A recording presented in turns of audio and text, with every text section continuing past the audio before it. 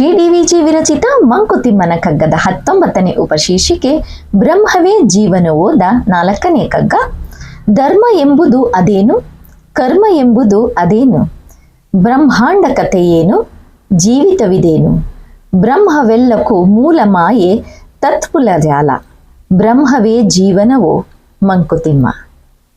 ಈ ಕಗ್ಗವು ಧರ್ಮ, ಕರ್ಮ, ಜೀವನ ಮತ್ತು ಬ್ರಹ್ಮ ತತ್ವದ ಬಗ್ಗೆ ಚಿಂತನೆ ಮೂಡಿಸುತ್ತದೆ. ಧರ್ಮ ಎಂದರೇನು, ಕರ್ಮ ಎಂದರೇನು, ಈ ಬ್ರಹ್ಮಾಂಡದ ಕಥೆ ಏನು, ಜೀವನದ ನಿಜವಾದ ಅರ್ಥವೇನು ಎಂಬ ಪ್ರಶ್ನೆಗಳನ್ನು ಇಲ್ಲಿ ಹೇಳಲಾಗಿದೆ. ಈ ಎಲ್ಲಾ ಪ್ರಶ್ನೆಗಳ ಮೂಲದಲ್ಲಿ ಬ್ರಹ್ಮ ತತ್ವವಿದೆ.